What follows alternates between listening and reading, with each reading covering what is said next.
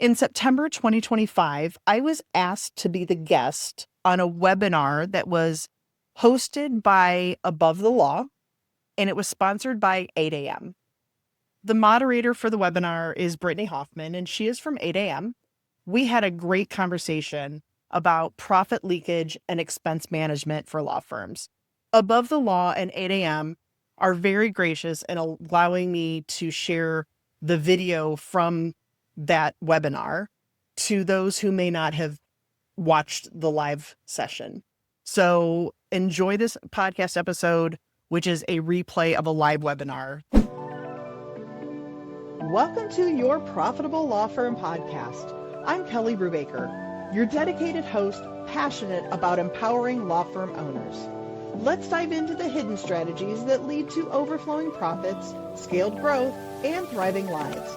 This is where overwhelm transforms into confidence, enabling you to create and enjoy your dream firm and your dream life. Hi, everyone, and welcome. My name is Brittany Hoffman, and I'll be your moderator today. We're diving into an important but often overlooked topic for law firms, profit leakage and expense management. Joining me today is Kelly Brubaker, founder of Profit Scale Thrive, an Akron, Ohio-based accounting and advisory firm. I'm so glad you're here with me today, Kelly. Thank you for being here. Oh, thank you, Brittany. I'm excited to be here. We've got a lot of good stuff to talk about today. Absolutely. Well, here's our roadmap for today. We'll start with why profit leakage matters, explore some common sources, dive deep into strategies for better expense management, and then we'll wrap up with practical takeaways before moving on to your questions. Between now and then, we'll also run a few quick polls. So why don't we go ahead and start with one? We'll give that a minute to get up on the screen.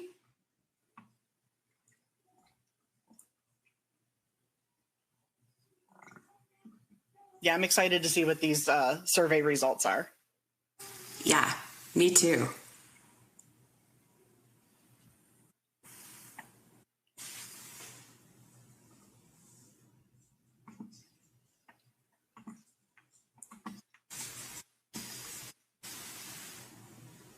Okay, I am not seeing those quick polls.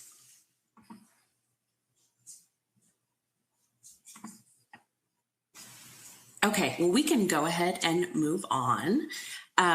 So, Kelly, let me ask you a couple questions diving deep into kind of why profit leakage matters. We know it isn't always obvious, but it can significantly erode a law firm's financial health over time. So can you start by defining what profit leakage looks like in the context of law firms? Yeah, absolutely. So I try to create a visual.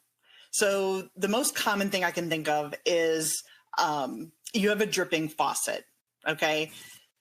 Drip, drip, drip, like you've turned it off. You think you've turned it off, but for whatever reason, and I'm not a plumber, so I don't know all the mechanics of it, but you turn off the faucet, but it's still dripping. And you walk away, but you don't ever see in the sink, it doesn't really accumulate the water, right? But if you put a bucket under the faucet and it starts capturing every drop over, an hour or 2 hours, it starts to fill the bucket. So profit leakage is the same thing for a law firm. You have money slipping out of your firm that nobody's noticing. It's not one big thing.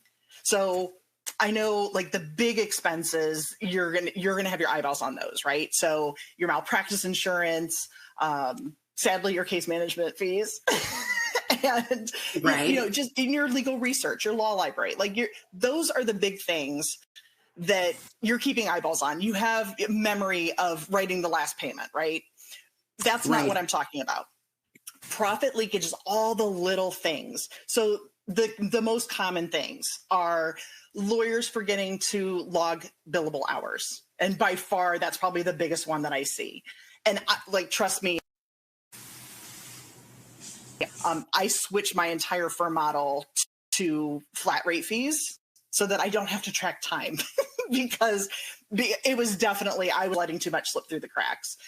Another big one is Yeah, another big one is client costs not getting billed back. And this happens where, and like not to lay blame on any position, but just as an example, a paralegal files 2 cases with the court, and say you practice family law and they're both the exact same, filing fee. And when you get the credit card statement, it's going to come back and just say blah, blah, blah, county court, or whatever, municipality court or whatever it is, the same fee. So now you have it twice.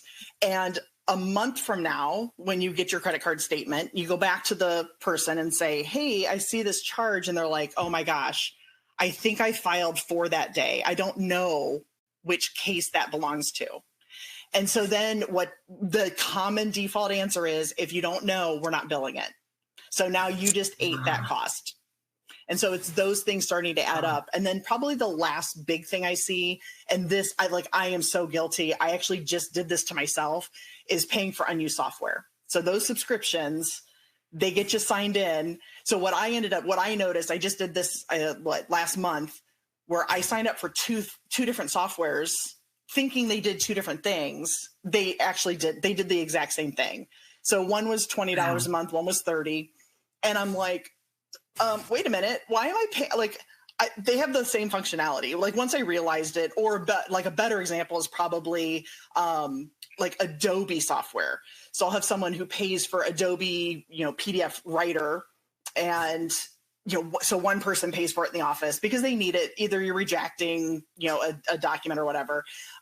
Somebody else in the office is like, oh yeah, I need Adobe too. And then they do their own individual subscriptions. So now you have 2 people paying for individual subscriptions. And then a third person says, oh, hey, I think we all need this. And then they do an office subscription. And now you have multiple subscriptions, and you're duplicating the costs. And so it's just unnecessary payments that are going out. But it's the leakage is just the drip, drip, drip, drip, drip that you're not seeing, but it adds up very quickly.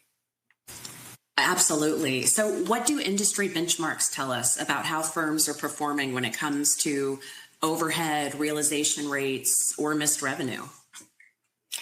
So I am going to refer to, so there's industry reports everywhere, but I want to refer to 8am did their 2025 legal industry report. I don't remember exactly. I mean, obviously it was released in 25, but Nikki Black put it together, and it's a really solid, report. Talked a lot about AI, but also had information about money, which is what we're talking about today. And so within that specific report, and I'm sure, Brittany, I don't know if you want to put it in the chat, the link to that. I know I grabbed it from the MyCase website. Okay. I'm sure because it's 8am, I'm sure you can get it from all the different websites, but I know I grabbed it from the resources in MyCase. But one, couple of those stats that were in there. So 68% of firms say that collecting fees is a challenge. And we can talk more about that. I understand where that's coming from. And then 57% had reported reimbursable expenses slip through the cracks, which is back to my example with the court filings, because somebody's not tracking it real time. And then about half, there was a question about, what else, are you struggling with? And about half the respondents reported problems with both invoicing and timekeeping. And I think most of the problems with invoicing is actually just sitting down and doing the invoicing. I mean, I just spoke to somebody the other day, and she was like, I easily have $150,000 sitting in unbilled time. I don't have the time. I'm so tied up on client work. I don't have the time to sit and bill. Which, my heart, I was seriously ready to cry. but I'm like, oh my gosh, okay, I completely understand the dilemma. You've got the client work and you got to get it done, but you need to figure out the billing.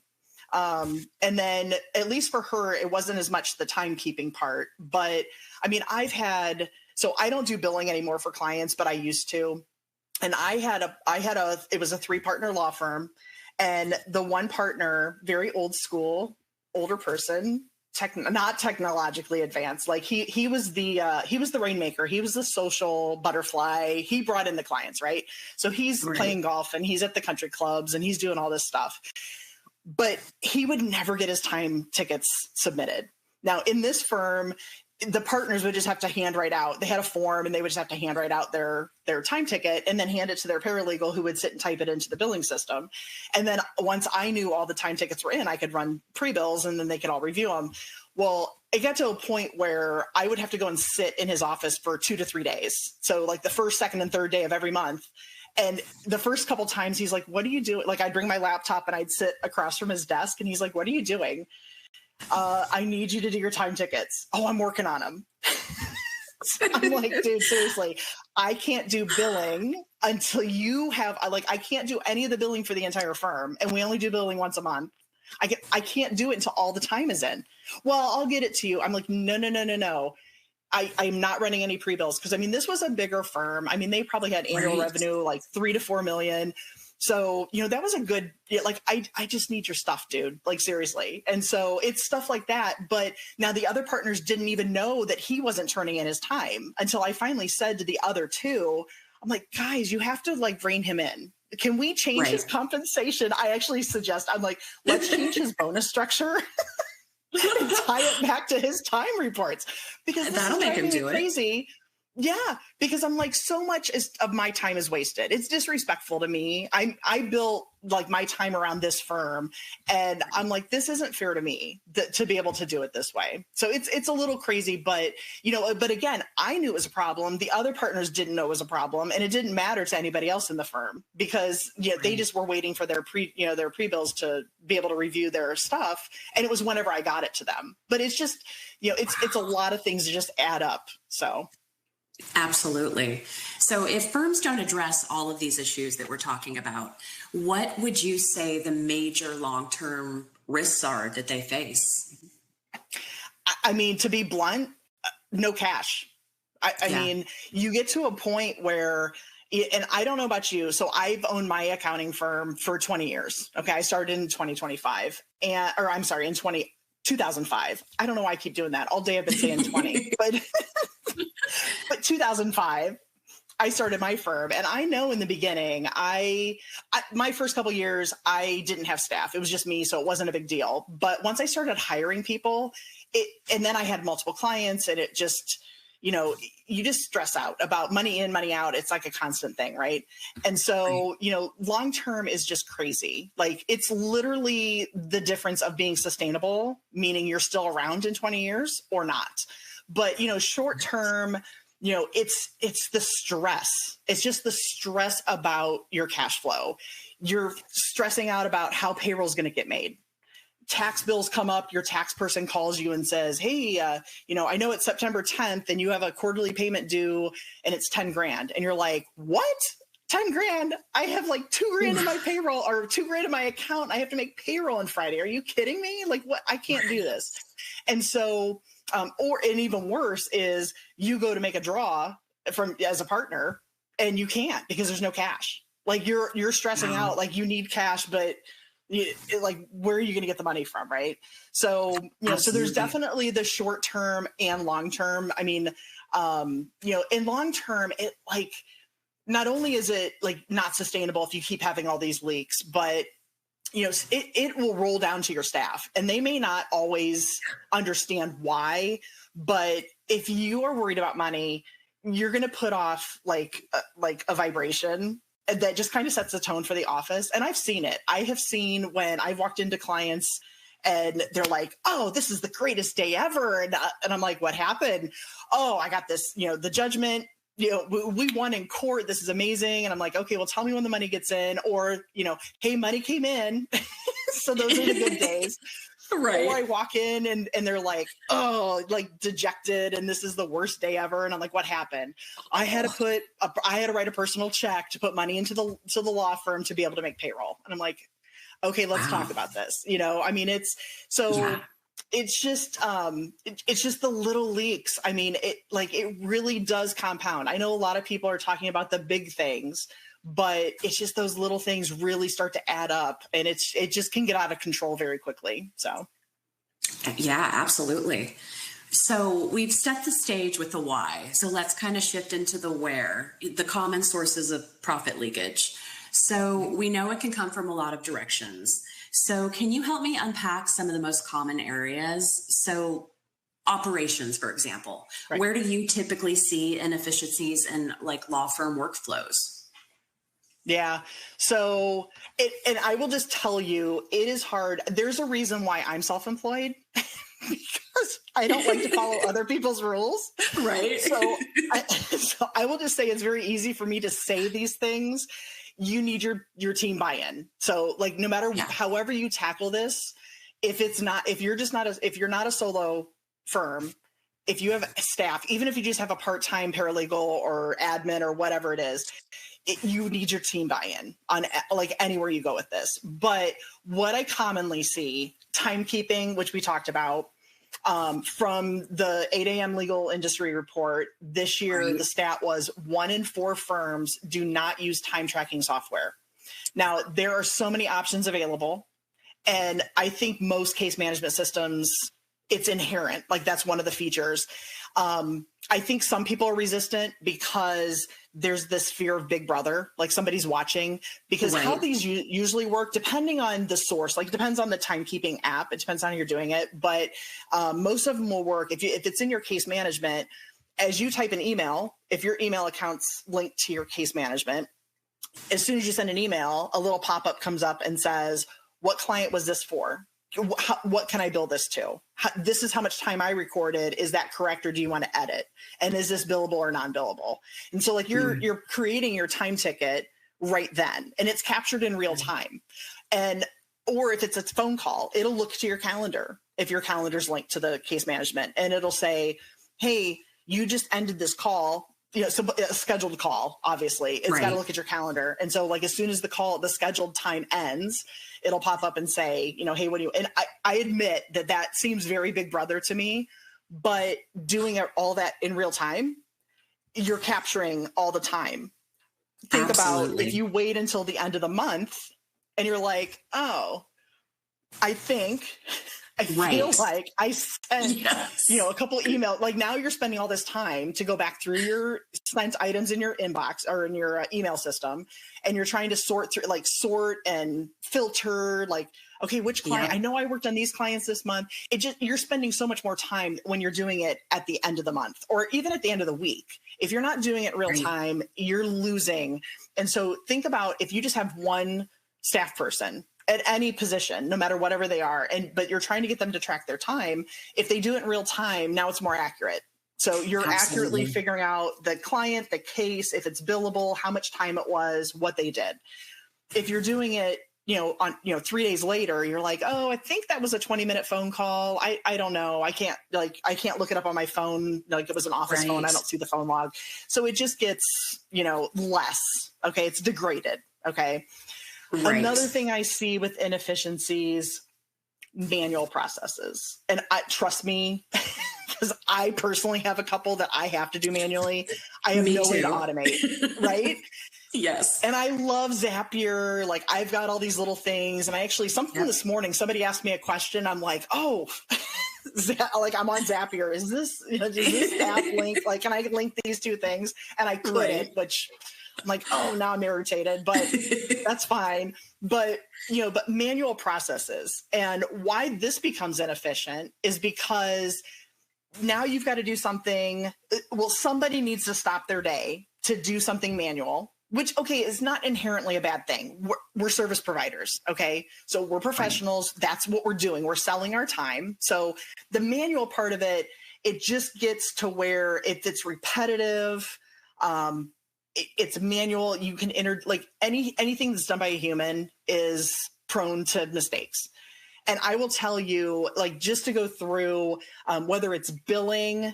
Oh my gosh. So when I used to do billing, so the one firm that I talked about was one of my bigger firms that I would do billing for. And I think by time I transitioned that to somebody else to do, I think my instructions were either 10 or 12 pages long, literally bullet point, and I didn't even do bullet points. I did numbers so that people understood there was an order to this. I had to do that first thing to be able to get to the next thing. And I would just print it off day one of the month. And I would just start crossing off the things as I did it. But, it just takes so long. And until I sat and typed up the instructions, I was scratching my head like, oh my God, I remember last month I had to do this in a certain order, but was it this first or was it that first? And it's just so inefficient. It's just wasted time. I've been there. And it's crazy. So Yeah. definitely automate where you can, but which you have tools, at your disposal, right? So even if you don't have a case management system, you have Word or Google Docs or whatever or whatever the Mac equivalent. I'm a Windows person. So, but Right. you have a word processing app, right? Or program. So at least the manual things type up. And so normally I refer to those as SOPs. So just standard operating procedures. Yes. Just put in writing, and it doesn't have to be fancy. I am not talking about, is it, one period, whatever, and then indent, and that's now a period. Like, I'm not talking about, you do not have to make it fancy at all. Okay. But just make it so that somebody else, if you're in court, and say you're in court and it's gonna be 3 weeks, like you're in some, P. Diddy, lawsuit or something, you got to be in court for weeks. You don't want your billing to wait. Can somebody else in your office pick up and do in your absence? So it needs to be to enough detail somebody else can do it. Okay. So definitely where you automate where you can, but what you can't automate, at least write down to decrease the amount of time wasted trying to figure it out. Like, why should somebody recreate the wheel? You already know what it is. Completely. Write it down and let you write. And then another crazy thing is duplicating. And I've seen this, so many times, where larger firms, you have multiple paralegals, they each have their own way. They each have their own way to file things. They each have their own way to, draft different documents. Yep. Again, don't want to step on anybody's toes, but now if one person's out, say somebody has to call medical leave, now how is somebody else going to cover that person's, system? So you're trying to cover somebody else's desk, and it becomes difficult. And so there's definitely things that we can do to help make things easier for everybody in the entire office. Oh, absolutely. I'm a huge SOP fan. I think anytime I go start with a new firm or start a new job, I think that's the first thing I do is I create all of my SOPs. So I love it that you said that, by the way.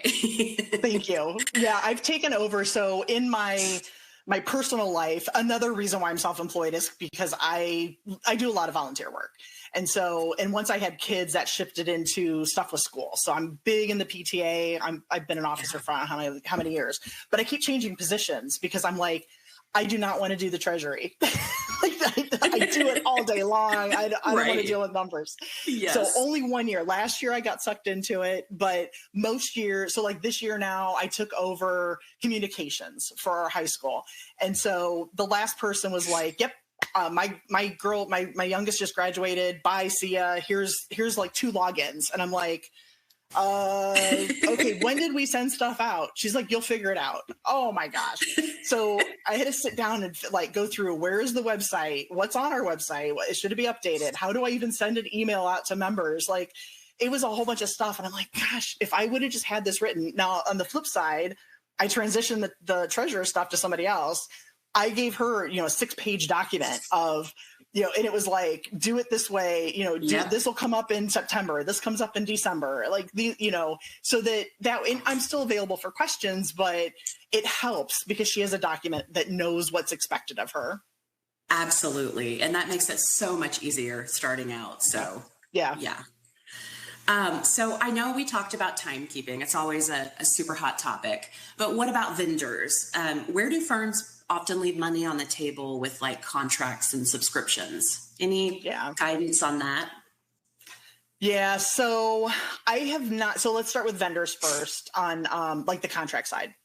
So I have not looked at a very detailed Thomson Reuters bill in a while, but I know the last time I looked at it, they would bill like for Westlaw library access. They would bill in like I don't know what they referred to it. I refer to it like tiers.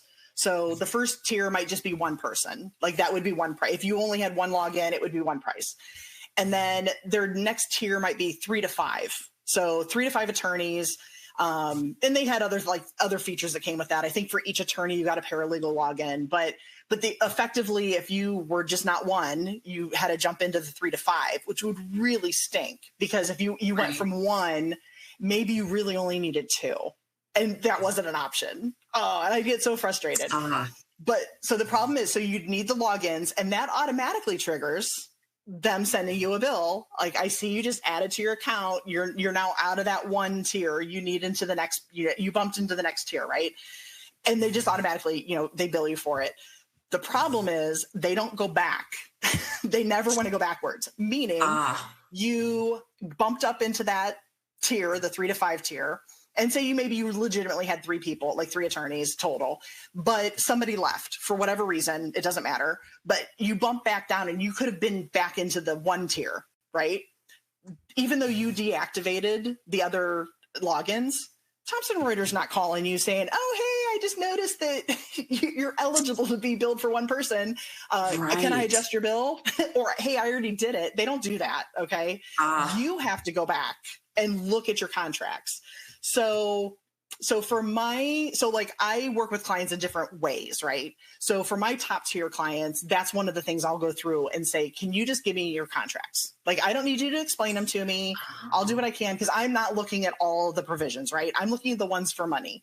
And so I'll just kind of do this, like my own little audit to go through and say, okay, Westlaw 5, you're in the 5 tier. Yep, 5, we're good. Like, I can move on to the next one. But if I see, and I see it commonly with like subscriptions that are number-based, people-based, just going through and saying, IT is another common one where IT managed network service providers will bill you by equipment. So they're not by people, because one person may have a computer and a printer, so they want 2, which is fair, because they're going to manage your printer and your laptop. So I'm not nixing that, but they don't always know that printer broke and you were like, forget it, I'm done with the printer, and you like dropped it at the recycle center, right? Or put it in the dumpster in the back, whatever it was. But they don't know, because just because you stopped calling them asking questions about the printer, that doesn't trigger them to think, oh, do you even still have that printer? So again, nobody's fault, but it's nice to have a check once a year to just kind of go through all your contracts and say, for what I'm paying, am I paying? Because it's not the question of the price, it's the quantity. So most people focus on the dollar part of it, right? But your bill is an equation of units times dollars. And so I'm trying to focus on the unit part. Are you being billed for the correct number of units? Okay. So that's on the contract side. And then subscriptions, like I said, like the Adobe, I just was talking to somebody at a firm that they had this where it was either a 3 or 4 partner firm, and 2 of the partners had their own individual Adobe subscriptions, which is fine. They bought what they needed for their situation. And then their admin was looking at the credit card statements and was like, wait a minute, why do we have 3? And oh, by the way, the 3rd subscription actually encompassed the whole office, which maybe not everybody needed, but you were already paying for 2, and that person didn't know the other people already had. So they were thinking, oh, I'm doing something amazing for the office and I'm going to get everybody Adobe. And then not thinking through, does everybody need it? And then does anybody else already have it? And so, because now you have 3 people, and now if they didn't have their person so they have one person who does their bookkeeping, and she picked up on it because she was like, whoa, wait a minute. Like, why are we paying this 3 times now? And so they were able to resolve it. It sucked for 1 month. They had to pay for all of it, but then they fixed it. Of course. But when you don't have somebody who is proactively reviewing. So I commonly will talk about, there's bookkeepers that, like, we cannot live without bookkeepers, like by far cannot live without bookkeeping, right? Right. But some bookkeepers are either so overworked, or they're very meticulous in doing their exact job assignment, which is tracking the financial history. Like, their job is just to record the financial history. What happened in your firm? So some bookkeepers just put the blinders on, and you pay them to do it. So that's what they do. You have some who go above and beyond, and they'll say, wait a minute, something doesn't look right. Something's missing. And so I don't know which one you have. Like, I don't know. And everybody works differently. And again, we're all human. So I know I've done this where I've completely not so deep in the forest, I didn't see the trees. Right. So that happens often. But if you don't have somebody looking and doing, I call it an audit, you can call it whatever you want, but somebody needs to be checking to make sure between contracts you're being billed correctly and subscriptions. And not only are you paying for subscriptions multiple times, are you actually using it? Like, I don't care, like at home, and we're going to be doing an audit here pretty quick at home, but we've got Netflix, Hulu, and Disney Plus. And every once in a while, now my kids are in high school, and I'll say, do we still need the Disney Plus? Oh my gosh, yeah, Mom. I just watched blah, blah, blah movie or whatever the other day. Okay, that's fine. But I'm like, I don't want to pay for it if we're not using it. And we can constantly, like nowadays, you can, add the subscriptions, drop it. Like you can add and drop. So I'm like, do we need all three? Like, do we really? I know. So it's just those things, because they just creep. Before you know it, you're on auto pay and you're paying it, and then somebody just has to keep an eye on that. Absolutely. Oh, I completely agree. So I think to wrap us up for this one, compliance, which you've sort of been touching on, but how does poor compliance create financial risk? So the two things that I can make this as concrete as possible. And I just talked to somebody about this the other day, where she said, I just got my tax return back, my 24 tax return. I just got it prepared. And my tax person told me I think it was like $20,000. And she goes, that just can't be possible. And I said, okay, well, let's start off with why do you think that happened? And she goes, well, part of it is, and she's taking responsibility for it. She goes, because normally I would hear the blame. Like, my tax person didn't tell me all year. Like, okay, of course. She actually took responsibility for it, right? She's like, I didn't make estimated tax payments. I'm like, okay, that's fair enough. But if you weren't expecting the $20,000 tax bill, what other things? She goes, you know what? She goes, my bookkeeping, I'm not good with it. I do it, and I'm not good with it. And because of that, I can guarantee there were expenses I paid that are not reflected in that tax return. So bad bookkeeping. So not entering all your transactions into your bookkeeping system, whatever that is. So not recording all of them. You give your tax person, you give them information. They can only prepare your tax return based on what you gave them. So garbage in, garbage out. If you gave them bad stuff, they're going to give you a bad tax return. It's not their fault. They're doing it based on what you gave them. Okay. So that's the hard part of it, because the tax person can only prepare a return based on what you gave them. Now, they may ask, hey, this looks really weird. Last year you had of counsel fees of $50,000 and this year it's $1,000. Was that just, and it's possible that that's correct, but maybe you had a super huge case last year and this year nothing, that you didn't need that much assistance with. But it really impacts your tax return. And I don't know about you, but I have this love-hate relationship with taxes. I love that the government takes care of my road, which that's not income tax, but I don't want to pay for it. So my school, in my school district, we have 2 out of 4 buildings are brand new within the last couple of years. Definitely did not want to pay for it. But every time I walk into one of those new buildings, I'm like, our students are just so lucky it's beautiful. There's all these nice big screen TVs and it's just amazing. Right. But, top-notch security system, locks the doors and all the crazy things. But so I don't want to pay for stuff, but I like that things happen. But on the flip side, when I send $1 to the IRS, I get frustrated with how they spend it. Okay. But those are two different things. How they spend is completely different from I have to pay. So, but definitely not doing good bookkeeping, you're going to end up overpaying in taxes. Because I will tell you, very rare do I see people overstate their income, meaning you're normally you don't double count your income, but you normally, what I see routinely is not booking all your expenses, which makes your net income higher. Right. And you don't pay tax on your net income. It's taxable net income. So there's there's some adjustments there, but effectively it's similar. It's comparable. And I will see people that are just like, there's no way I made $20,000 last year or whatever the number, like, it doesn't matter what the number is, or I'll have, hey, my accountant, my tax person says I made $100,000 this year, but I only have 20 grand in the bank account. And so I'm like, okay, let's talk about that. So, there's difference, but definitely, from a compliance perspective, you want to make sure you have an accurate tax return so that you're paying what you're supposed to be paying in taxes. And the other part of it, though, is so not only for a law firm, you've got your bookkeeping, which is just normal business routine compliance stuff. Okay. Right. But you've got your trust accounting. And that is a different animal. And I will tell you, I have bookkeeping friends who are like, I will not work with law firms. I want nothing to do with trust compliance. If you get one transaction posted wrong, it takes forever to figure it out and fix it. And I just don't have the patience for it. Now, on the flip side, I have bookkeeper friends who are like, if you have any of those, please, like, I love unraveling the mystery of what happened. So I've got my list of, who I can refer work to and who I can't when I need help.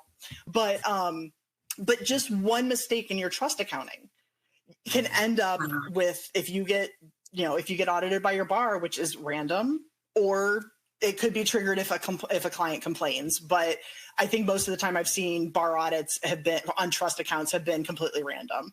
But you don't want to deal with that. So not only would you not want to deal, like, whether you have clean books or not, you can get audited. Like, that's the risk is the same no matter what.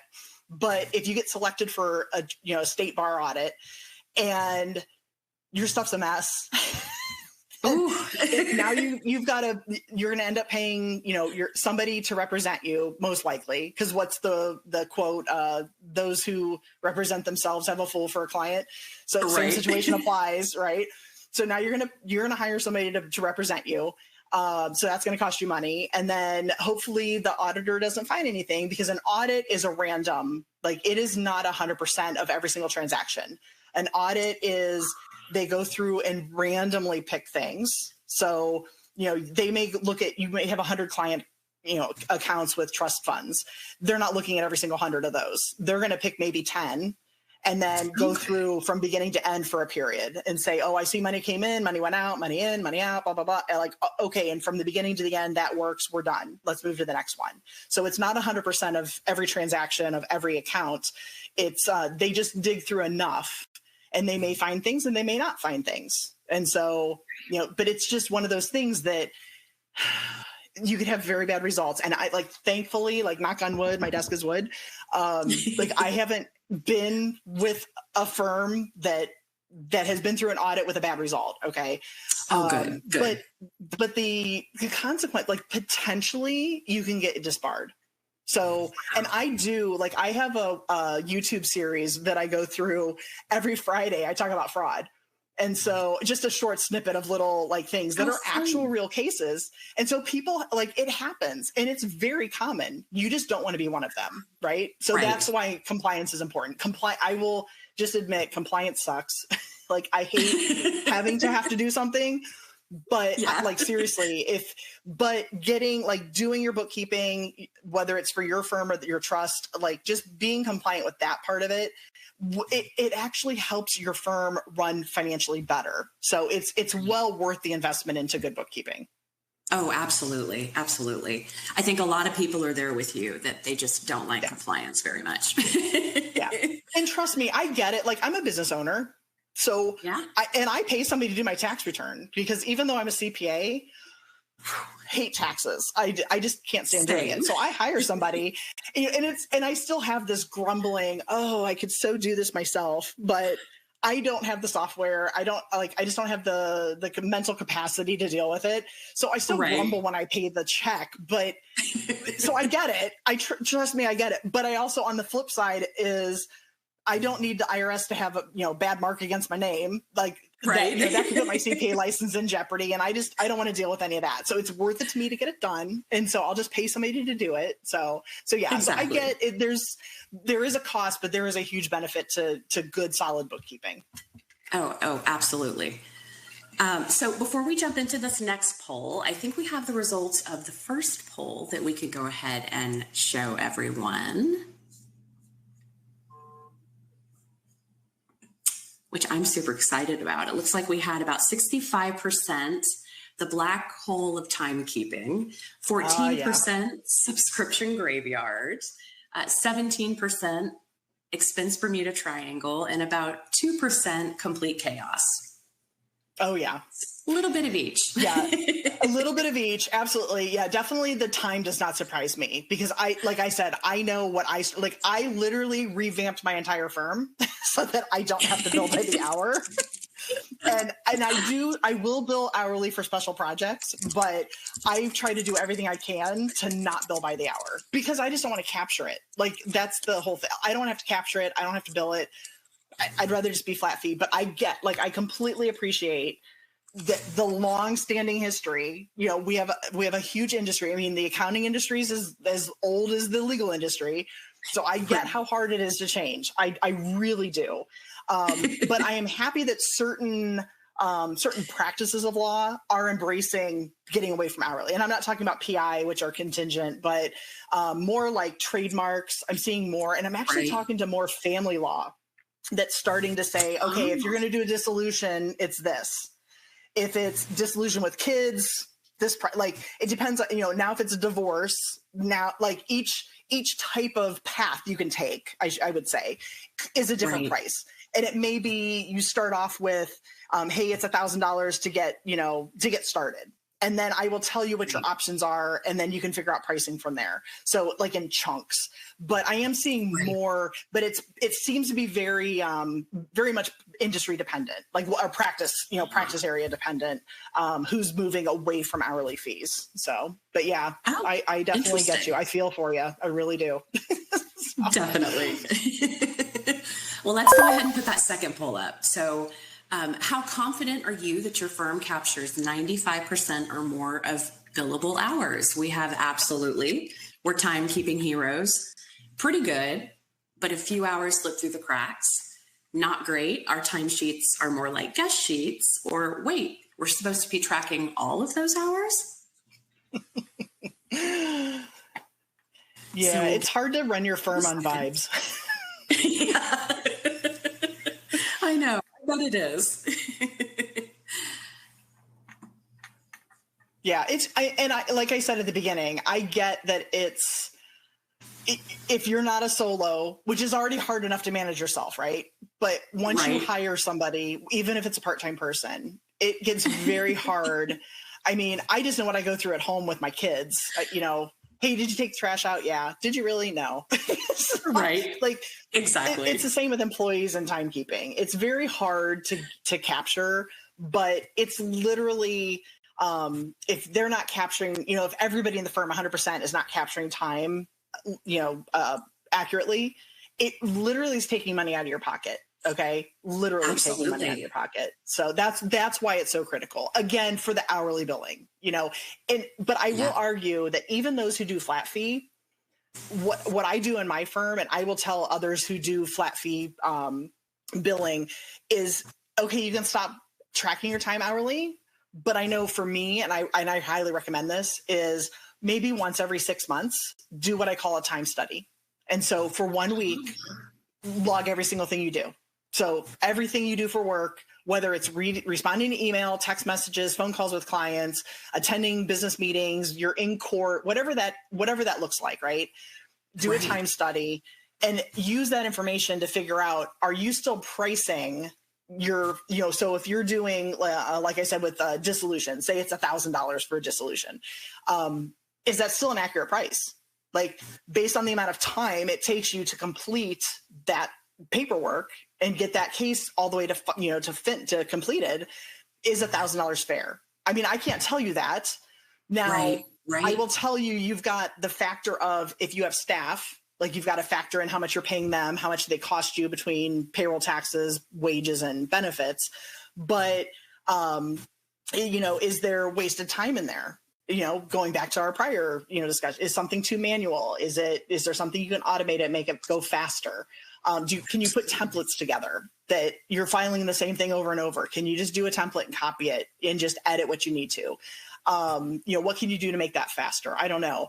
But what if your payroll costs go up? So maybe your $1,000 Right. for dissolution isn't enough. And so you've got to make sure you're pricing things profitably. So definitely, like I said, even if you're not billing hourly, you still need to at least capture, enough information that to prove to yourself that you're still pricing things profitably. So, and I will have Absolutely. often somebody like in my real life will say to me, oh, you're a CPA, you do taxes. I'm like, no, I don't do taxes.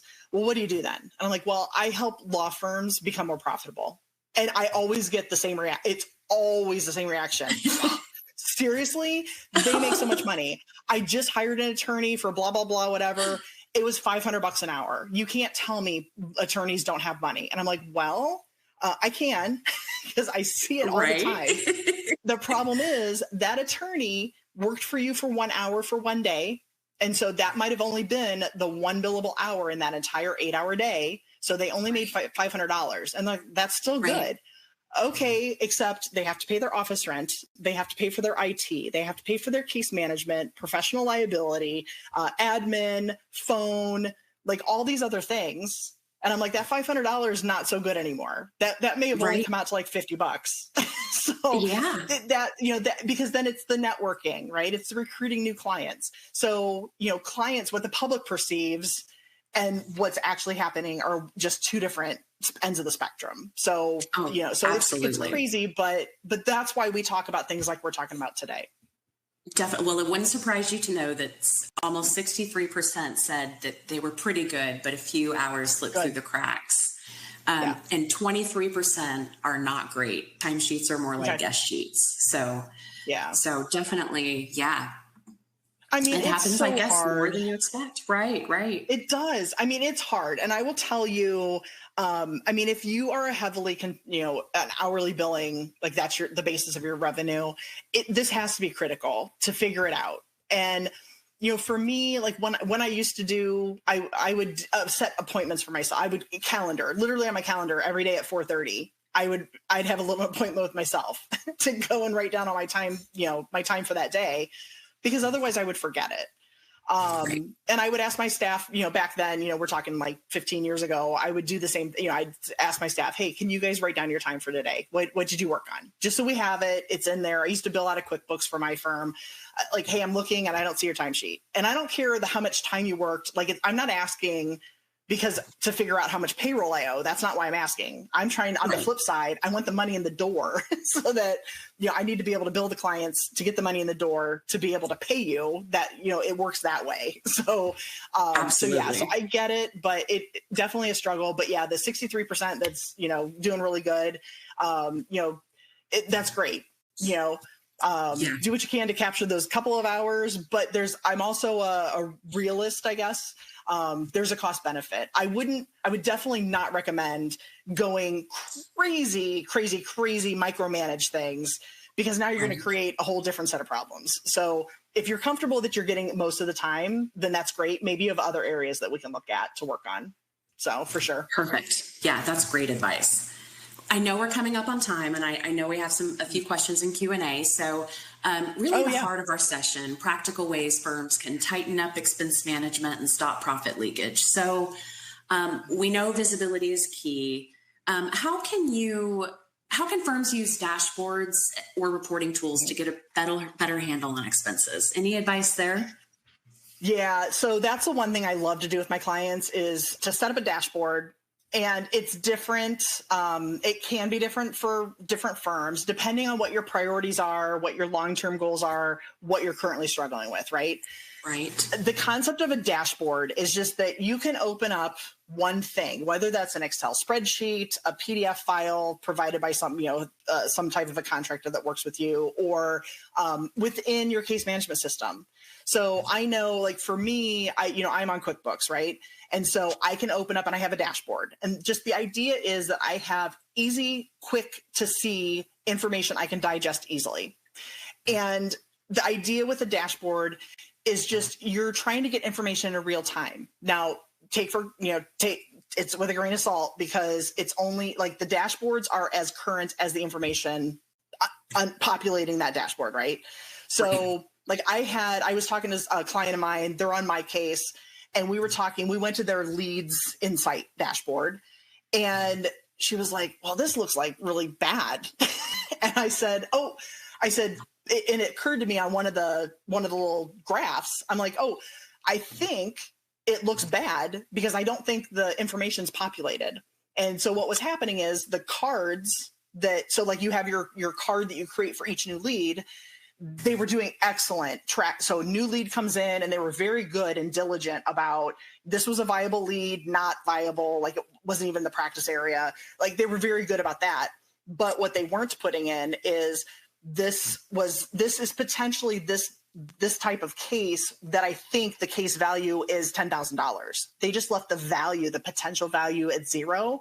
So when you went to this dashboard, they had all these, so all the metrics that were number based, number of new leads, number of pending contracts to sign, like those graphs were very nice to look at because I'm like, oh, we've got activity here. This is all great.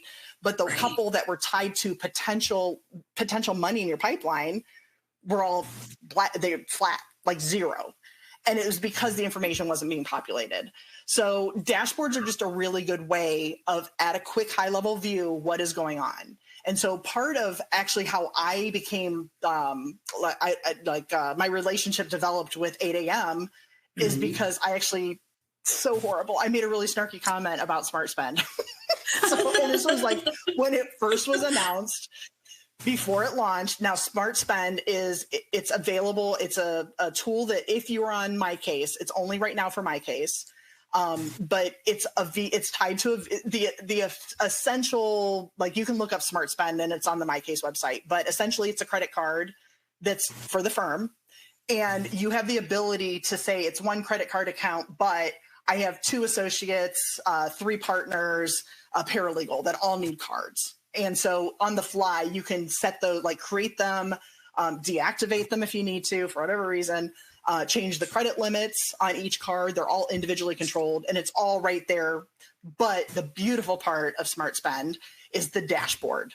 So what happens is I'm at a firm, I get a card assigned to me, I take a filing to the courthouse and I get it filed and the filing fee was $250. As soon as that charge hits my account, I get a text message saying, hey, we noticed you just processed a transaction on your card. Can you click this button and give me information about it? And so now in real time, I'm still at the courthouse. I'm clicking the button and on my phone, I'm saying, oh, this was for ABC client. It's for, 123 matter. And they already know the date and the amount and who was paid, but I can then take a drop down and say, oh, this was for court filing fees. So like you can tell what type it is. And then it'll ask me, is this billable or not billable? And once I save that, it then populates on the bill. Like it's in a queue waiting to be on the next bill that's coming up. In addition to, so now you're helping, like it's a win-win because now you're helping the billing person because now they don't have to track you down and figure out what was going on. But as soon as you save it, partner can open up Smart Spend and see, oh, I just spent $250 on filing fees. And so, so you get a real live view of what's happening in your firm, like just whatever's being processed on your credit cards. And so it just really helps you to be able to make better decisions because you have current information. So, and it's visual, it's graphs. I mean, that's the one thing I will have people call me and say, I'm frustrated with my bookkeeper. I'm frustrated with my accountant. And I'm like, well, what is the problem? They just hand me my P&L every month. And I'm like, yep, I understand the problem. So I try to flip that into let's show a timeline. Let's show a graph, whether that's a line or a bar or whatever it is, or a pie chart, because that becomes like visually, it's easier to see a picture than just a list of numbers on a page. So that's why dashboards are important. Yeah. Oh, I love that. I love that. So as we wrap up the content, let's give some tangible takeaways. What are a few red flags that should alert firms they may be losing profit? So like right off the bat, if you have this gut feeling that you're doing good, but when you open up your bank account, there's no money, there's a problem. So it may be of your own doing. I'm not going to lie.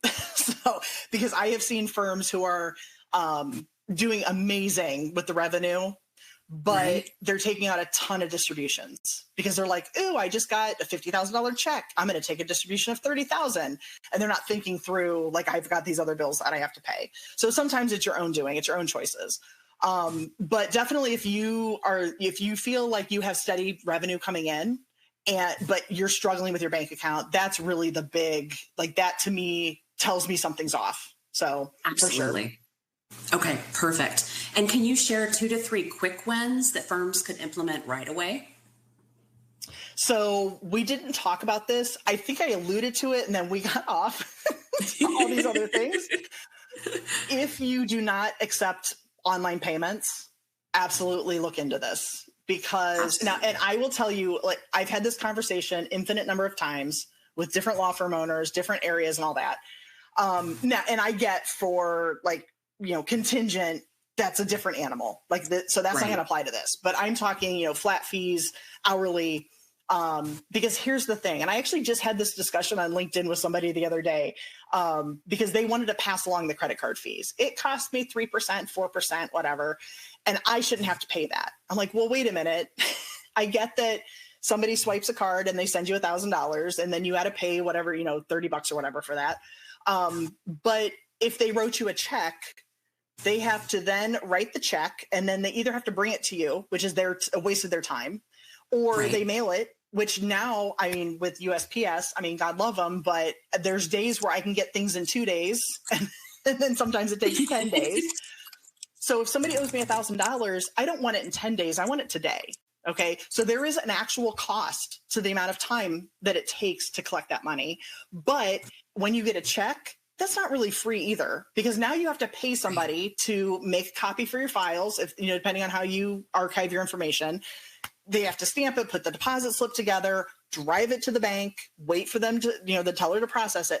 That's time. So yeah, you're not going to see, like, you'd have to do a time study and hire a cost accountant to figure out how much that costs you. But I guarantee it's at least the same amount as the 3% credit card charge. So in my mind, quick win, if you're not accepting online payments, make that happen. It's so much faster. You're getting money in the door. Okay. Second would be to make sure you're going to go through and review, do an audit of your subscriptions. Are you using what you're paying for? All those recurring fees each month. And it's easy enough. Just pull a credit card statement and pull your bank statement for 1 month and just go through them. Are you still using those subscriptions? Okay. If you're not, get rid of them.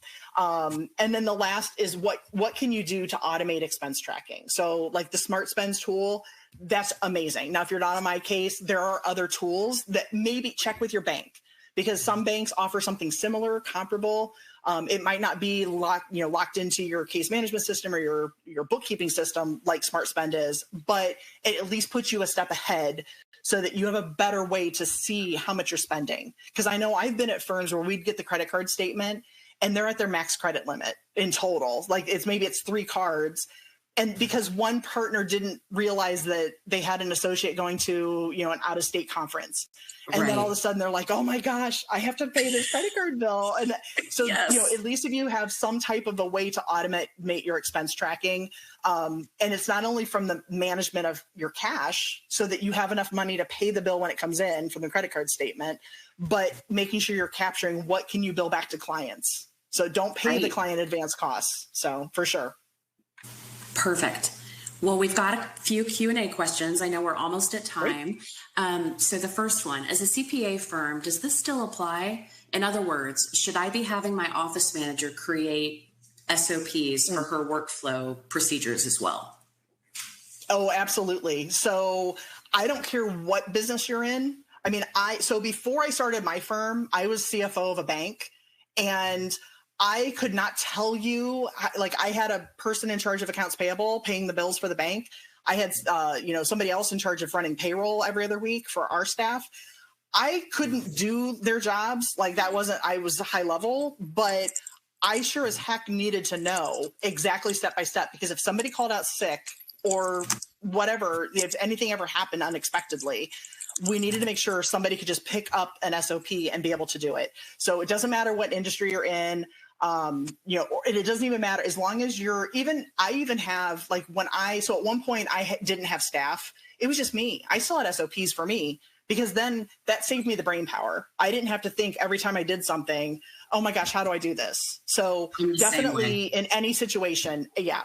any situation, any size, regardless of industry or size, definitely get SOPs documented. Perfect. And what methodology do you use to determine a fixed rate fee? How would it apply to a business litigation practice? Yeah, okay, so I will admit litigation's a little tough, but not impossible. Okay, so at one point, I decided I was going to be this amazing do-gooder, and I added to now I don't do tax prep, but I was doing tax resolution work, which means you have a problem with the IRS, and I will do everything I can to represent you and fix it. And at first, I struggled with pricing. It was horrible.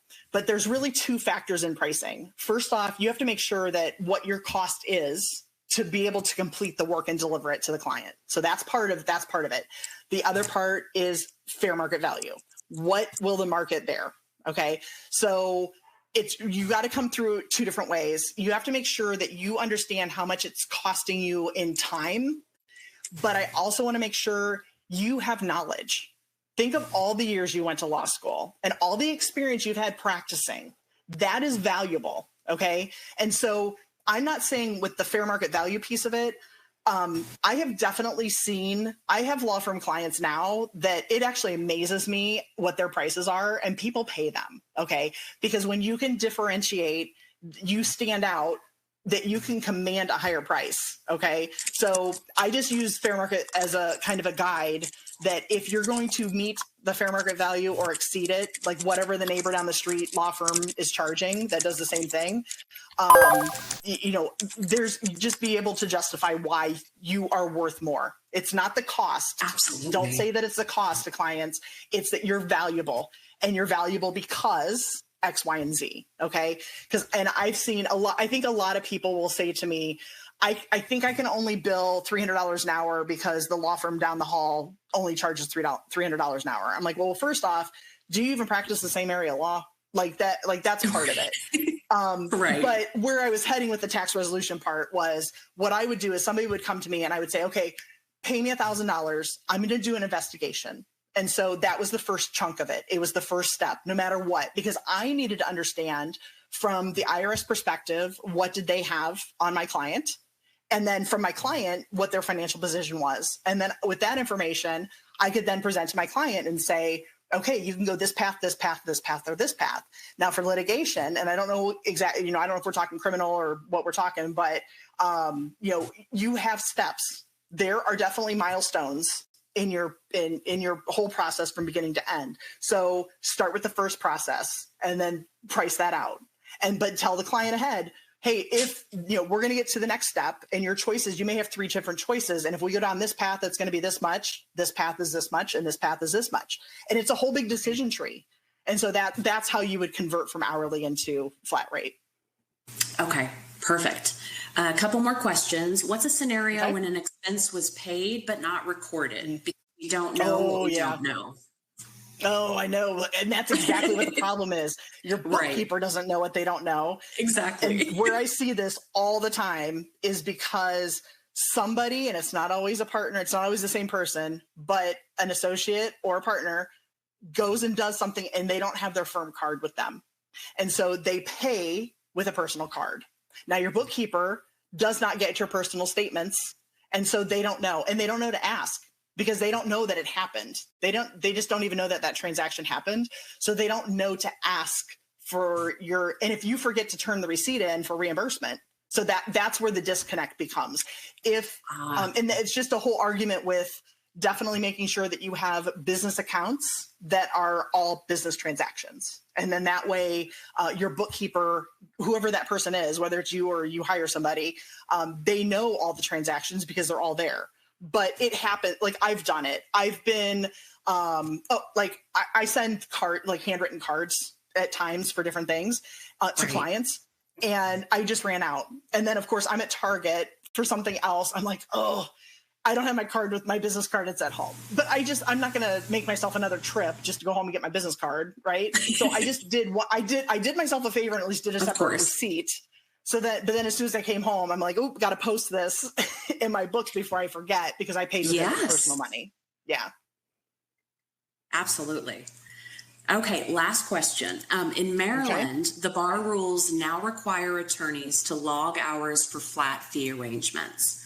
What are some tips and recommendations for tracking time effectively, particularly for phased work, to ensure that earned fees for each phase are accurately confirmed before transferring funds from the trust account? It says many attorneys have shifted to flat fee arrangements to lessen or alleviate the burden of timekeeping. Oh, isn't that a catch-22? Yes. I had not heard about that in Maryland. So yeah, sorry to hear about that. I mean, it's going to come back to what we talked about with timekeeping. Figure out, how can you automate timekeeping, which again, I know it feels like Big Brother, but having that prompt. So in your case management system, whatever it is, I don't know of one case management system that doesn't have this. And I'm sure as soon as I say that, people are going to hit the chat and be like, oh, I'm on this, and it doesn't. But most case management systems, just one of the features is time tracking. And so if you can connect your case management to your email and your calendar, that it will help prompt you, and that helps with your time tracking. Again, I get the Big Brother part, but getting the prompt back on your screen, what do I bill this to? It will just help you track all that time, accurately, because you're doing it in real time. So do what you can. There's other, I know for a while I was trying to do I think the Pomodoro method for time management. So I had a little timer. So there were little, I used Google Chrome, and I had a little, I can't think, extension or something. I can't think of what they call it, plug-in or whatever, on my bar, on my internet browser that I could just hit and it would start the clock running. And then I had a preset to ding, but I know there's timers out there. So there's definitely solutions out there. It's whatever you can do. I know I've had some clients that will, just on their phone, they've got, your little clock timer app. And as soon as they start doing something, but again, it's the habit of remembering to start the timer to be able to, and then remember to end it and not get distracted. I know I sit down and I'm like, ooh, answer this. A text comes in. I'm still answering the email, doing this. So I get that part of it. I know the feeling. So crazy some days, but yeah, it's just trying to figure out how can you best automate to track the time. So, and the thing with the time, and I can't think of the name of it, but there is some type of a service, and I don't think it costs very much, maybe a couple dollars a month, but I remember, somebody that I follow in accounting uses this. It will monitor what you're doing on the computer, and it comes back and says, you spent 2.5 hours on internet. You spent, 42 minutes on this app. So everything in your computer is logged. Now that's not client specific, but at least will guide you into how much time are you active. And it's based on active, because I have 3 monitors. So God knows how much things I have going on open at any point in time in a day. Same here. But it's based on your active, right? So it's whatever the active thing is at that moment, it's tracking that time. So there's definitely tools out there. It's just finding what works best for you, because that's the one you're going to use. Okay. Perfect. Well, thank you so much, Kelly. And thank you to everybody who stayed a little over time. I know we had a jam-packed session with the lovely Kelly Brubaker. I know it's been informative for me. So Kelly, I want to thank you for sharing all of your invaluable insights. Thank you, Brittany. Yeah. And thank you to everyone who joined us today. For those interested in connecting with Kelly, I did drop her email and website to you directly. We hope you're leaving with practical ideas to strengthen your firm's profitability. And we hope you keep an eye on your inbox for more exciting webinars to come. And enjoy your day, everyone. Hey, before you go, grab my new book, Plugging the Leaks, 10 Ways Lawyers Waste Money and Simple Fixes. It's a quick read, plain English, packed with checklists, templates, the 7 to 60-day collections escalator, and the Core 4 dashboard. So you can keep more of every dollar you earn. Now, you can order the paperback or Kindle on Amazon, or you can download it for free, the PDF format, using the link in the show notes below. Remember that profit is something you intentionally plan for in the beginning. It's not a potential bonus at the end of the year. Thanks for listening.